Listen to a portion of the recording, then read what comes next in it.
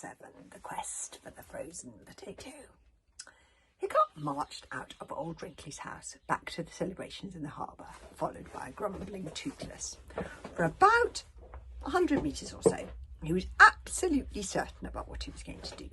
He would go and explain to his father what had happened and ask him to set up a quest for the frozen potato. The hooligans were always going on quests. But when he eventually found his father, who was trying his luck in the frozen lucky dip, he suddenly didn't feel quite so sure of himself. Stoic wasn't as pleased to see his only son as he normally was. He'd just lost a big bet because the Bog Burglars' young heroes had whipped the hooligan young heroes in the Smash Sticks and Ice competition, 14 goals to 0. So Stoic was not in the best of moods. "Bother that old Wrinkly and his stupid soothsaying. An easy win for the hooligans," he said. "Put all your money on it," he said. "And what happens? The Bog Burglars win 14-0. I should have known it," Stoic muttered to himself as he drew a large frozen object from the lucky dip and tried to work out what that was. "Fish? A useful axe? A small chair?" "Father," said Hiccup determinedly, "I want to set out on a quest." Stoic looked at his son in surprise. "What sort of quest?" "You remember my friend Fishlegs?" said Hiccup. Stoic rubbed his nose crossly and grunted. "Old Wrinkly says the reason he attacked you was because he has been stung by a venomous vorpant, and he is in the first stage of vorpantitis, which causes episodes of madness, you know. And the thing is, Father, unless we can find the antidote in time, old Wrinkly says Fishlegs may die." Stoic looked as if he wasn't sure whether to be sad or happy, but then he saw his son's face and hurriedly looked sad. "Yes, oh dear," said Stoic. "So I want to set out on a quest for the antidote," announced Hiccup. "What is the antidote?" asked Stoic the Bast. "Old Wrinkly says the antidote is the potato," said Hiccup. "Shh," said Stoic. "You're not supposed to name it, and the vegetable that no one dares name is an imaginary vegetable. Surely you know that, Hiccup." "Old Wrinkly says that the hysterics went to America and brought back a frozen potato," continued Hiccup stubbornly. "So I want to find the potato and save Fishlegs' life." "I forbid you to do any such thing," roared Stoic.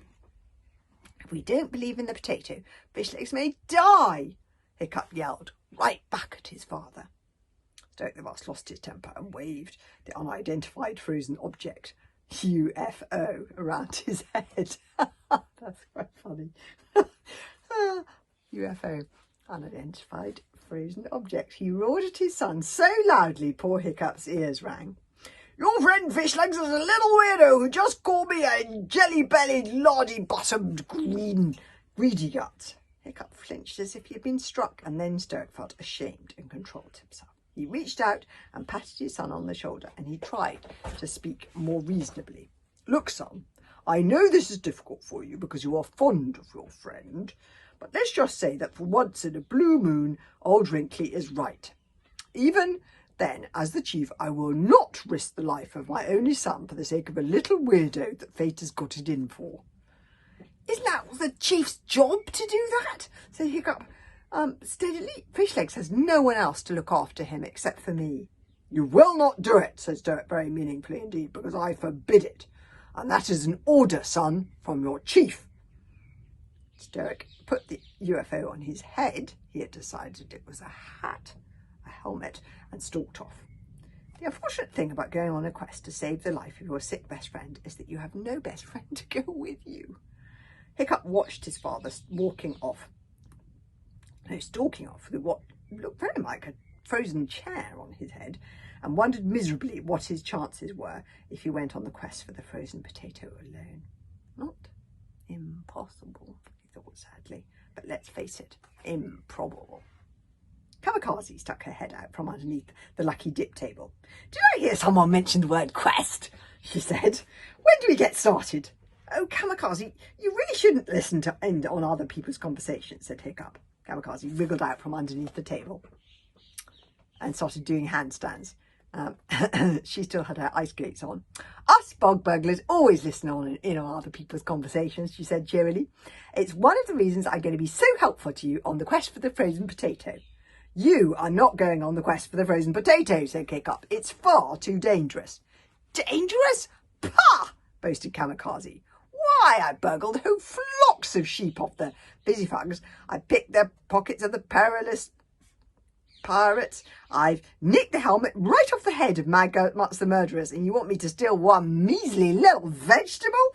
No problemo, Hiccup. Watch and learn, my boy. Watch and learn. Hiccup raised his eyes to the heavens. If Kamikaze had a fault, it was that she was very, very pleased with herself. But it had to be admitted, she was an excellent burglar. There's this madman with an axe, Hiccup pointed out. Better and better, said Kamikaze. There's nothing I enjoy more than teasing madmen with axes. It's my favourite sport. If you don't let me join in, I'll tell your big fat cross father where you're going. But that's blackmail, protested Hiccup. You see, grinned Kamikaze, us burglars have no morals at all. It's very useful to us. Hiccup gave up and said she could come if she wanted to. Kamikaze rushed off to get her burglary equipment, and Hiccup prepared a small sleigh to take them to Hysteria. He also pulled down his boat, the Hopeful Puffin, to drag on runners behind the sleigh. What are you doing? asked Kamikaze, returning with her arms laden with ropes and oddly shaped, pointy metal objects. Getting so near to springtime, the ice might start cracking when we're out there. And if it does, we're going to need some way of getting back across the sullen sea, replied Hiccup, trying really hard not to think about what would happen if the ice did melt. That might mean they had to face the Doomfang on top of all their other problems. Hiccup went off to look for One Eye and explained his problem, and the big driver laughed sneeringly. Look, revolting little human boy, I don't know why you think I might want to help you. I am not your mummy. I hate humans. One thing I will absolutely swear to you, I will never, repeat never, waste a tear crying over the death of one of you human no-brainers. Ah, said Hiccup cunningly. But the antidote isn't just going to save the life of my friend Fishlegs, is it? The Vorpant stings dragons as well as humans. Thousands of dragons die of Vorpantitis every year. When I bring back the frozen potato, I shall plant potatoes all over Berk, and no dragon shall ever die of Vorpantitis ever again. Well, that got One Eye, of course, because his hatred of humans was only matched by his love of his fellow dragons. And 5 minutes later, Hiccup was hitching the big saber-toothed dragon up to his sleigh. Hiccup told Stirk on the way he was going to spend the night at Snotlight's house, and Stirk was delighted. Excellent, my boy, roared Stirk. So you've decided to take my advice and find yourself a better friend. Well done, Hiccup. So now, said Hiccup, sitting down in the sleigh next to Kamikaze, we can nip to Hysteria, steal the potato, and get it to Fishlegs without my father even knowing we've gone. Now that's Kamikaze's burglary equipment. Look, she's ready for anything. Knapsack for burgled items, ropes for climbing and swinging on, lots of secret pockets, sword, tiny dagger for emergencies. Oh, I really want a burglary suit like that one. Protective goggles. She's so great, Kamikaze. Spiked shoes for extra grip. Even knowing he'd got only Snotlout noticed the small sleigh dragging a boat, sneaking out of Houligan Harbour on its way to Hysteria on the quest for the frozen potato. Snotlout hoped that wherever Hiccup was going, it was somewhere dangerous and that he would never come back.